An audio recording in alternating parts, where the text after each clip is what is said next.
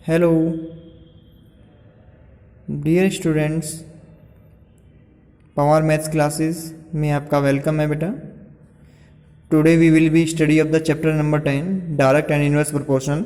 बेटा इससे पहले फर्स्ट लेक्चर में मैं आपको एक्सप्लेन कर चुका हूँ कि डायरेक्ट एंड इनवर्स प्रोपोर्शनल में क्या डिफरेंस होता है।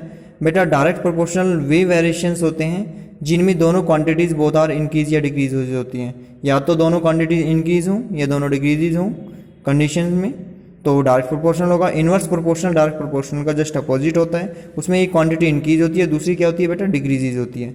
जब एक क्वांटिटी इंक्रीज हो रही है और अदर क्वांटिटी डिक्रीज हो रही है तो इसमें इनवर्स प्रोपोर्शनल होता है। तो बेटा एक्सरसाइज हमने इसमें चैप्टर 10 में एक्सरसाइज 10.1 के ऑलरेडी 3 क्वेश्चंस पढ़ लिए थे। अब हम नेक्स्ट क्वेश्चन पे चलते हैं, क्वेश्चन नंबर 4। एक्सरसाइज 10.1 का क्वेश्चन नंबर 4 क्या है बेटा?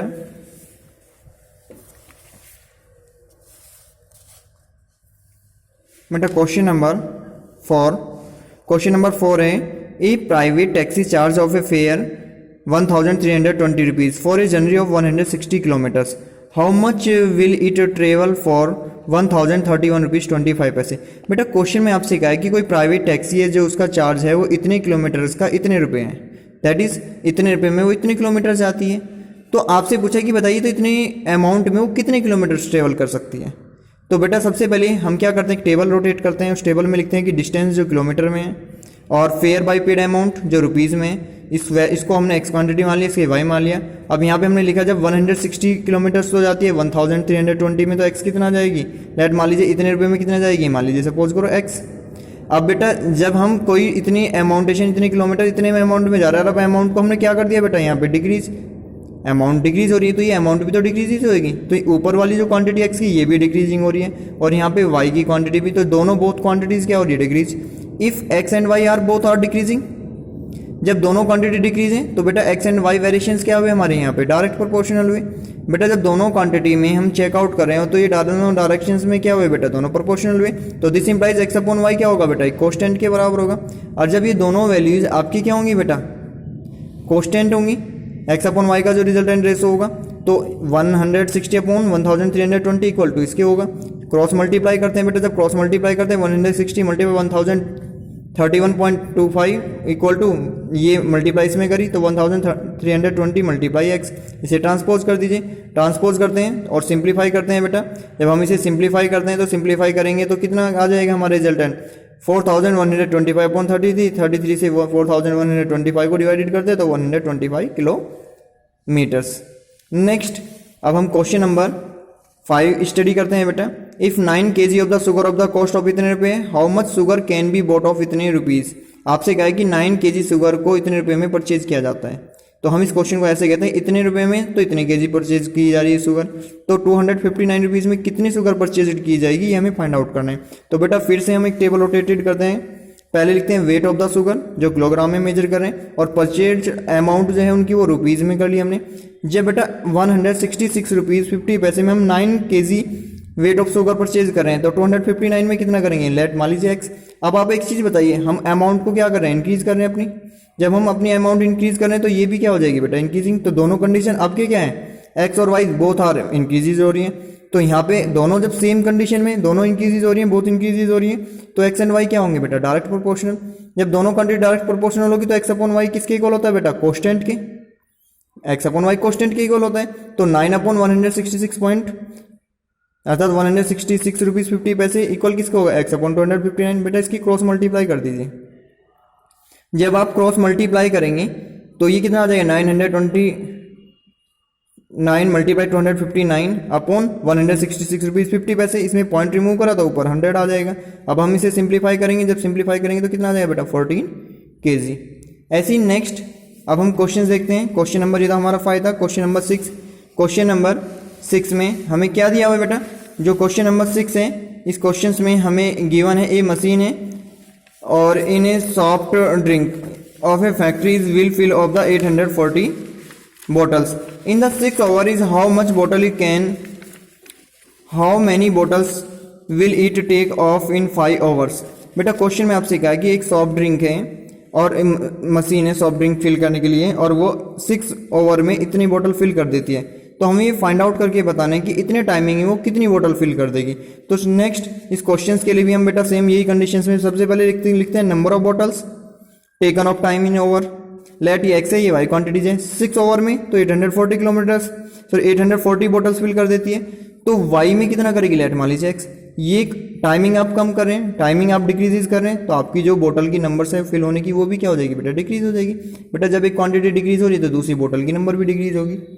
तो x and y are both of values are decrease. जब दोनों यहाँ क्वांटिटीज वैल्यूज क्या है एक दूसरे से डिक्रीज हो रही है, वाई की भी और एक्स की भी, तो इस अकॉर्डिंग एक्स और वाई आर क्या है बेटा, डायरेक्ट प्रोपोर्शनल। तो x upon y is equal to क्या होगा, कोस्टेंट। तो x upon y is constant, तो 840 upon 6 equal to x upon 5। This is a cross multiply. 840 की 5 में मल्टीप्लाई कर दीजिए और 6 की एक्स में। जब बेटा 840 इंटू 5 करेंगे इक्वल टू 6 इंटू एक्स, तो ये 6 का है मल्टीप्लाई में इधर ट्रांसपोज कर दीजिए। तो 840 मल्टीप्लाई 5 अपॉन 6। अब 6 से डिवाइड करो, 6 1 जा 6 बचे 2 हो गए 24, 6 4 जा 24 0, तो 140 इंटू 5 तो 700 बोतल। तो इसका मतलब 5 ओवर में कितनी हो जाएंगे बेटा, 700। आप खुद देख सकते हैं 6 में जब टाइमिंग हमारा 6 था तो 840, तो टाइमिंग डिक्रीज हुआ तो एटलीस्ट बोतल की नंबर्स भी डिक्रीज होगी। अब इसी तरह से हम नेक्स्ट क्वेश्चन देखते हैं बेटा, क्या है question number 7। A taxis A charge of the fair of 1275 rupees of a journey 150 kilometres. How much would it charge for a journey of 124 kilometres. Question में कहा है कि 150 किलोमीटर्स की जर्नी को इतने अमाउंट फेयर पे ट्रेवल किया जा रहा है, तो बताइए कि इतनी जर्नी 124 किलोमीटर्स के लिए कितना अमाउंट फेयर ऑफ होगा बेटा, वो हमें फाइंड करना था। उसका चार्ज टैक्सी का कितना लगेगा ये हमें बताना है। क्वेश्चन में कहा है कि 150 किलोमीटर पे इतना चार्ज लग रहा है, तो 124 किलोमीटर के लिए कितना लगेगा। तो बेटा एक तरफ तो फेयर हो गया चार्ज जो भी अमाउंट में, और दूसरी तरफ उसके द्वारा चली गई डिस्टेंसेज होगी, जो ट्रेवल डिस्टेंसेज है। तो क्वेश्चन नंबर 7 में टेबल बना लेते हैं। जनरी ऑफ द डिस्टेंस किलोमीटर्स में और फेयर अमाउंटेशन रुपीज़ में लिख लिया। जब 150 किलोमीटर डिस्टेंस है तो वो कितने में ट्रेवल कर रहा है, कितने में मतलब उसको चार्ज पे करना पड़ता है 1275 रुपीज़। तो 124 के लिए कितना पे करना पड़ेगा, लेट मान लीजिए y. X and y are both values of decreasing. जब बोथ वैल्यूज क्या हो रही है, डिक्रीज, तो एक्स एंड वाई क्या होंगे बेटा, डायरेक्ट प्रोपोर्शनल होंगे। Same as formula x upon y क्या होगा, कॉन्स्टेंट के, तो ये अपॉन ये इक्वल टू इसके दोनों क्वांटिटी के रेशो के इक्वल हो जाएगी। तो 150 upon 1275 equal to 124 upon y. Cross multiply कर लीजिए, क्रॉस मल्टीप्लाई करेंगे तो वाई किस में मल्टीप्लाई हो जाएगी, इस किस में मल्टीप्लाई। अब ये मल्टीप्लाई में है, इधर ट्रांसपोज कर दीजिए तो डिवाइड में आ जाएगा। जब ये डिवाइड में आया बेटा तो हमने इसे सिंप्लीफाई किया। सिंप्लीफाई करते हैं 5 से डिवाइडेड करके, तो 5 3 जा 30 हो गई, 0 5 से किया, 5 2 जा 10, 5 5 जा 25, 5 5 जा 25। फिर से अगेन टाइम 15 से इसको डिवाइडेड कर देते हैं और मल्टीप्लाई इस रिजल्ट में करते हैं। तो रिजल्ट में मल्टीप्लिकेशन करेंगे तो कितना आ जाएगा बेटा, 62 इंटू 17 दैट इज 1054 रुपीज़। तो कितने रुपए में पे करना पड़ेगा उसे, 1054 रुपीज़ में वो उसे पे करेगा, मतलब 124 किलोमीटर के लिए। नेक्स्ट क्वेश्चन नंबर बेटा अब हम 9 को देखते हैं।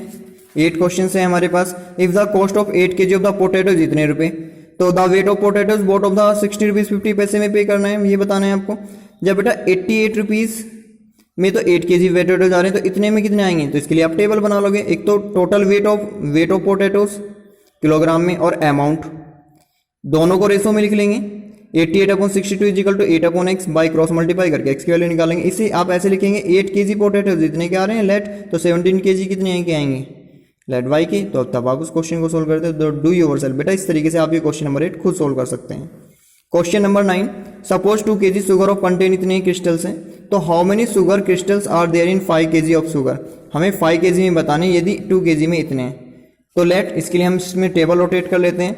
सबसे पहले लिख लिया हमने वेट ऑफ क्रिस्टल, किसमें जो भी आपकी मेजर हो रहे हैं, इसको एक्स मान लिया और नंबर ऑफ क्रिस्टल्स को वाई मान लिया। 2 में इतने क्रिस्टल हैं तो वाई में 5 में कितने होंगे लेट मान लीजिए वाई। दोनों क्वांटिटी जब 2 में है तो ज़्यादा ही आएंगे बेटा, तो दोनों क्वांटिटी क्या हो रही है इंक्रीज, तो दोनों क्या होंगे डायरेक्ट प्रोपोर्शनल होंगे एक्स एंड वाई। तो एक्स अपॉन वाई कॉन्स्टेंट के बराबर होगा। 2 अपॉन 9 इंटू 2 n की power 6 equal to 5 upon y होगा। क्रॉस मल्टीप्लाई कर लेते हैं, 2 multiply y equal to 5 into 9 into 10 की पावर 6 हो गया।